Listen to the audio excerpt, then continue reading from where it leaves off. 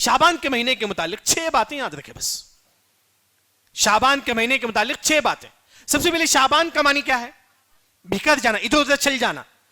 جب اس زمانے میں کیا ہوتا تھا، جب شعبان کا مہینہ آتا تھا تو عرب میں لوگ جنگل کو چل جاتے تھے پانی لانے کے لیے.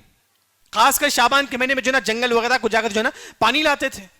یعنی کہ شعبان کا معنی مطلب ادھر ادھر چل جانا. جب شعبان کا مہینہ آتا تھا تو جو نا لوگ ادھر ادھر جا کے جو نا پانی لاتے تھے. لیکن شعبان کے مہینے کے متعلق 6 باتیں یاد رکھ کے بس کافی ہے. 3 کا تعلق عبادت سے ہے، 3 کا تعلق بدعت سے ہے. شعبان میں 3 عبادت ہے. ایک عائشہ رضی اللہ عنہا فرماتی ہے کہ آپ صلی اللہ علیہ وسلم شعبان میں زیادہ زیادہ روزہ رکھتے تھے. شروع ہی سے، پورا شعبان نہیں، جتنا ہو سکے آپ روزہ رکھیے. شعبان کے مہینے میں جتنا ہو سکے آپ روزہ رکھیے. پیر جمعرات تھے، ایام بیز، جتنا ہو سکے شعبان کے مہینہ میں روزہ رکھیے. آپ صلی اللہ علیہ وسلم بھی روزہ رکھتے تھے. پوچھا گیا کہ اللہ کے نبی آپ شعبان کے مہینے میں روزہ کیوں رکھتے ہیں زیادہ زیادہ؟ تو آپ صلی اللہ علیہ وسلم نے فرمایا کہ شہر ترفع فیہ الاعمال الی رب العالمین. یہ شعبان کا وہ مہینہ ہے جس میں ہمارے اعمال اللہ تعالیٰ کے پاس پیش کیے جاتے ہیں. پہلا ہے شعبان کے مہینے میں زیادہ سے زیادہ روزہ رکھیں.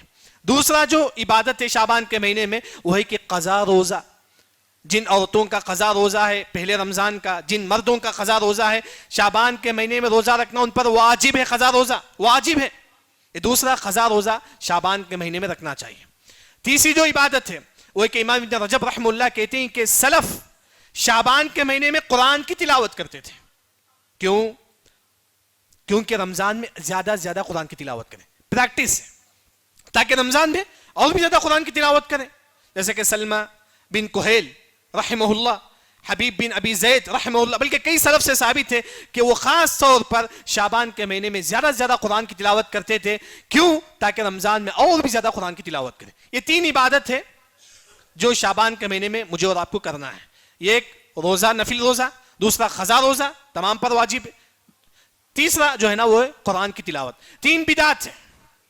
دوسرا جو ہے نا 3 بدعات ہے شعبان کے مہینے میں. پہلی جو بدعات ہے خاص طور پر شعبان کے مہینے میں محفل بٹھانا، جلسے جلوس کرنا، یہ جائز نہیں ہے، بدعات ہے. کیوں کرتے ہیں؟ رافض جو شیعہ لوگ ہیں وہ لوگ کرتے ہیں اس طرح. خاص طور پر شعبان کی 15ویں تاریخ کو جو ہے نا اس طرح جو ہے نا محفل بٹھانا، یہ تمام بدعات ہے جو حدیث سے ثابت نہیں ہے. دوسری جو بدعت ہے شعبان کے مہینے میں خاص 15ویں شعبان کو روزہ رکھنا. آج 15ویں شعبان میں روزہ رکھوں گا، بدعت ہے، یاد رکھیں. 15ویں شعبان کو خاص روزہ رکھنا بدعت ہے. تیسرا 15ویں شعبان کو خاص نماز پڑھنا بدعت. خاص نماز 15ویں شعبان. بعض لوگ کیا کرتے ہیں 15ویں شعبان کو خاص قیام اللیل کا اہتمام کرتے ہیں، بدعت. بعض لوگ کیا کرتے ہیں 15ویں شعبان کو خاص جو ہے نا کچھ نمازیں پڑھتی ہیں جس میں پہلی رکعت میں سورہ فاتحہ پھر سورہ اخلاص 10 مرتبہ پڑھتی ہیں، پوری بدعت ہے. امام ابن حجر الحیثمی نے کہا کہ بدعت ہے، منکر ہے، من گھڑک ہے تمام چیزیں. صحابہ نے کیا نہیں. یعنی کہ شعبان کے متعلق جو نا یہ کچھ بدعتیں ہیں جو لوگوں میں جو ہے نا رواج ہے، مشہور ہے. یعنی کہ شعبان کے متعلق 6 باتیں یاد رکھیں. 3 عبادت ہے اور 3 بدعت ہیں. 3 عبادت روزہ رکھنا نفل، قضا روزہ، اور تیسری جو چیز ہے قرآن کی تلاوت.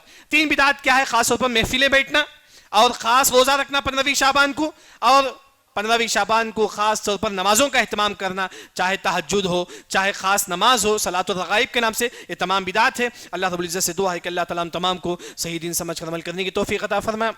بارك الله لنا ولكم في القرآن المجيد ورفعني وإياكم بما فيه من الآيات والذكر الحكيم. أقول قولي هذا وأستغفر الله الذي ولكم ولسائر المسلمين أجمعين. مسجد عباد الرحمن کے پلیٹ فارم سے ہونے والی دعوت و تبلیغ کے مشن کو آگے بڑھانے میں ہمارا بھرپور ساتھ دیں. علم و عمل سے ناطہ جوڑنے کے لیے اہل علم سے جڑیں. مسجد عباد الرحمن کے یوٹیوب چینل کو سبسکرائب کریں اور آگے شیئر کرنا ہرگز نہ بھولیں. فجزاکم اللہ خیر.